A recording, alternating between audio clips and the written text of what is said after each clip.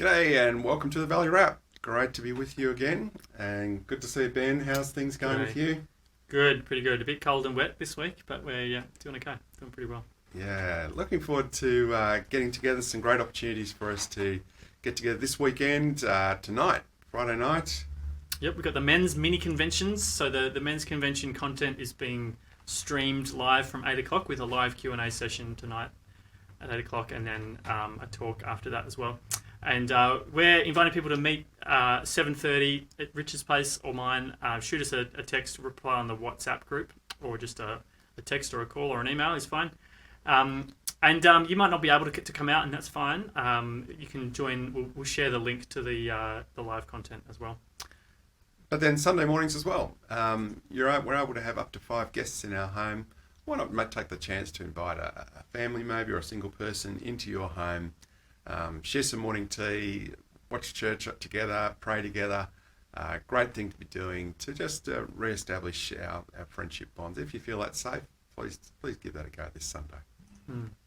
Because there is starting to be opportunities to gather, isn't there, as the restrictions start to ease. But there's a lot of fear around, isn't there? We do have fears, and they're natural in some ways. You know, the COVID disease is a real problem. Romans 8 tells us, it says, you do not receive a spirit that makes you a slave again to fear, but you receive the spirit of sonship, and by him we cry, Abba, Father. The Spirit himself testifies with our spirit that we are children of God.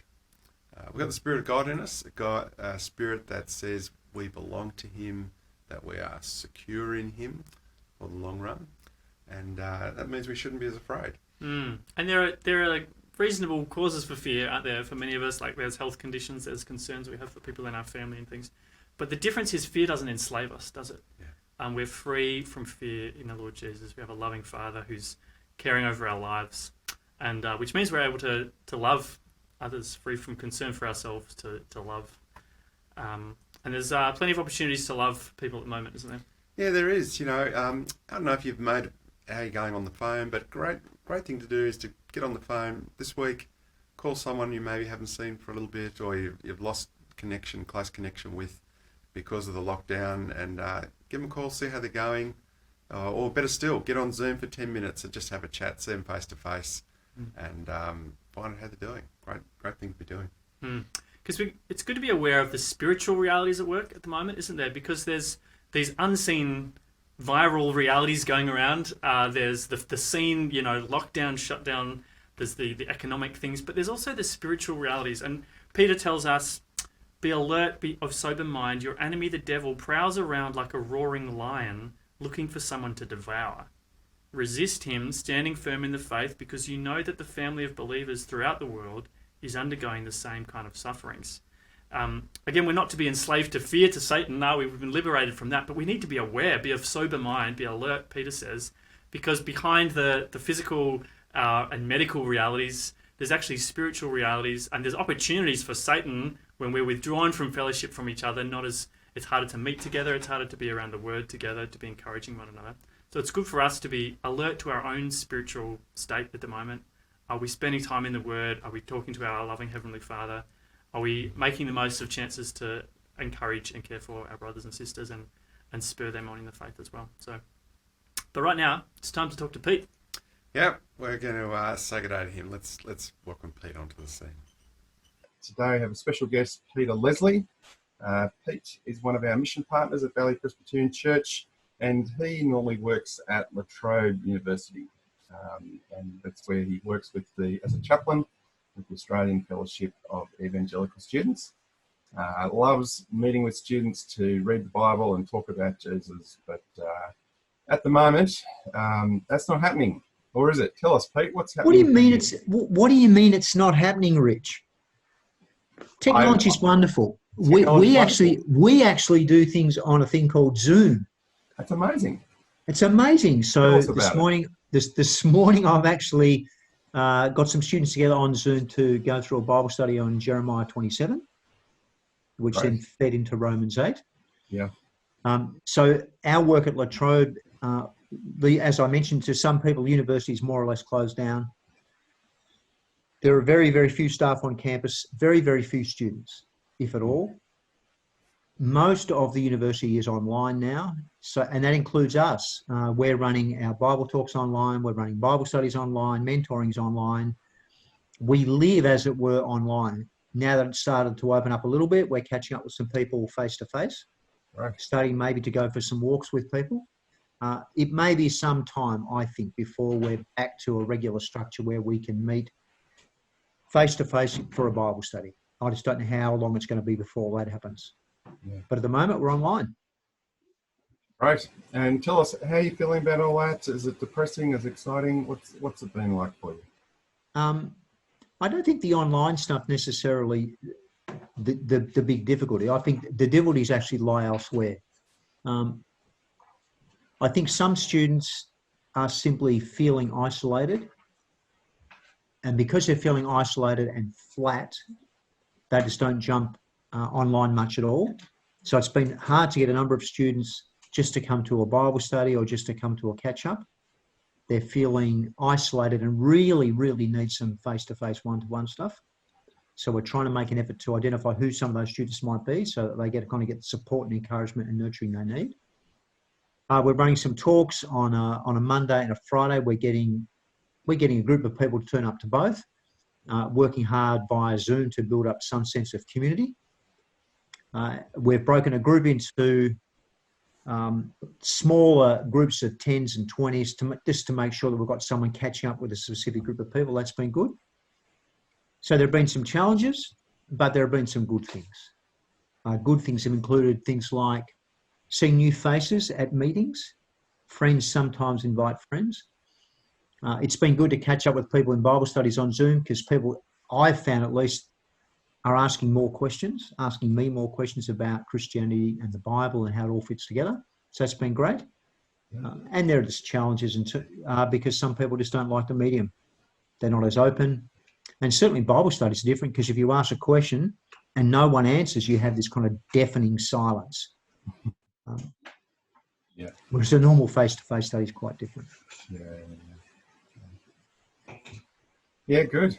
That's exciting. So you're having some new contacts despite the fact that you can't really have your normal meetings. Yeah, that's right. Well, it just depends on the group, doesn't it? Because it's a bit like church. You can do church online and you can just see yourself as a member of the church, so you just roll up at the right time, or you can still be in contact with friends and invite friends to come and participate in what's going on. And that provides a great opportunity because there's nothing face-to-face. There's no personal pressure. Yeah. You can drop in, you can listen to a sermon, you can see what's going on without being pressured, without actually having to physically turn up. I think that works with church, and I think that works with CU. So some people actually just been inviting friends to drop in and check it out. And again, the great thing with Zoom is you don't even have to put your camera on. So you can listen to what's going on without actually being sort of, as it were, more personally present, visible with your face. Mm-hmm. So I think there are opportunities for ministry now that we would not have had before. Mm-hmm. And particularly because people are being more isolated, I think they've got more questions. There are more issues for people. Mm-hmm. So I think there's more scope for some deeper conversations. Yeah. Right. That's exciting, Pete. Now you oversee the work of the Australian Fellowship of Evangelical Students across the state. Yeah. How's it going in other places, at other campuses? Is it a similar story, or are some struggling or thriving, or what are we hearing? The work looks different on all the campuses. So on some campuses, there are no sort of Bible talks. Everything's evolved into small groups. They've tried to work really hard at keeping in touch with people pastorally and trying to provide some basic mentoring structures. Other campuses like La Trobe have more got a traditional structure where there's at least a Bible talk a week. There's prayer meetings we offer every morning, and there's Bible studies that people can drop into during the day.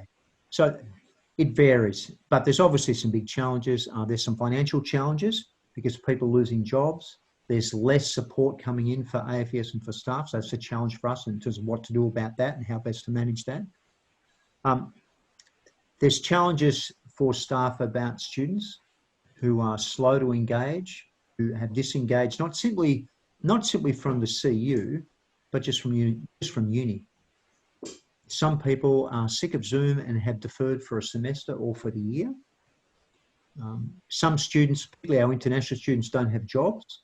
So they're in a country, they can't fly back home, but they've got no money.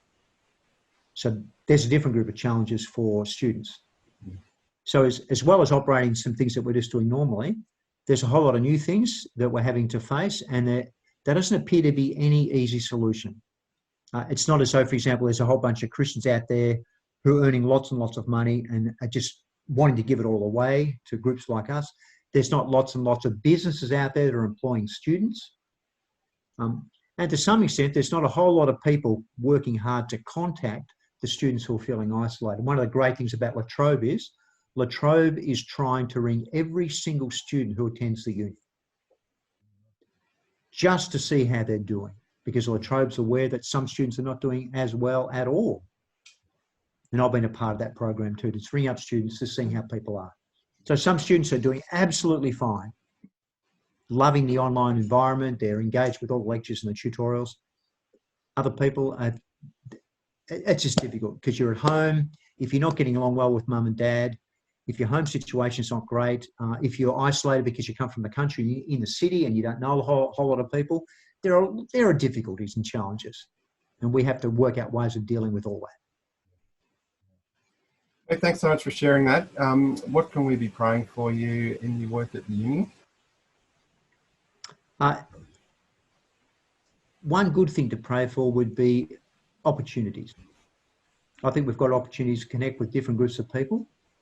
So it'd be good for us to work out how best to connect with people who are asking questions, who are reevaluating life, who need support, whether that's more financial support or just relational support. So there's opportunities I think we need to take up. We need to work out how best to do that. Clarity would be a good thing in terms of just having a clear message to people about who God is and how God relates to us and what God's purpose for us during this time is. It's a great opportunity to answer people's questions, and lots of Christians are uncertain about what God is doing and God's work in their lives. So last night I talked to a group of students, and my question to them was, what had they been reading in the Bible in the last week? And a number of students said they're not reading the Bible much at all. So these are Christian kids from Christian families. And that just tells me that their routines have broken down. They're emotionally connected to God, but at a deeper level, they're less connected. So for me, it's at least setting up some routines and patterns to get them engaging and reading and thinking and doing the kind of intellectual work, I suppose, that's required to keep relating to God in a difficult time. Mm-hmm. So does that help? That'll give you a few prayer points, hopefully. Sure. Yeah. Can I pray for you right now? And absolutely. And then we'll finish it there. Thanks, no worries. Father in heaven. We thank you so much for Pete and the work he does at La Trobe Uni, talking to students about Jesus and providing leadership and training for the students there. Father, we pray that the students, as they're thrown out of their normal routines, that they would continue to read your word, hear your voice in the scriptures, that they would, especially those who are struggling, that they would connect with one another and connect with the Christian Union through Zoom and other ways, that there'd be people on the phone to each other, showing your love and care for them. Please be with Pete, give him strength and energy through the exhaustion that sometimes comes with a Zoom meeting. And Lord, I pray that you provide for him financially and give him spiritual strength and stamina to keep going as he leads the other staff who are serving you and the campus across the state. All the things we pray in Jesus' name. Amen. Pete, thanks so much for being with us today. No worries. That's a wrap. And we, friends, we look forward to seeing you on Sunday morning at Valley Presbyterian Church. Mate, we're on Zoom now. I can drop in on Zoom anytime. We would love you to drop in and join us any Sunday morning. And friends, if you want to join, be a supporter of Pete's either through prayer or financially. You can do that financially through Valley Presbyterian Church. And we can also get you connected with Pete so he can be sending you his regular email updates and you can find out what's going on through that. So please do that. And thanks again, Pete. We'll see you next time. Good to see you. Thanks for talking. Pleasure. thanks for joining us on the Midweek Wrap. Just a couple of reminders. There's the men getting together this evening, if you're able, and Sunday gatherings as well, if you want to invite someone around, or just give someone a call or a text and say good day. Let them know you're thinking of them. That's a wrap. See you on Sunday. See ya.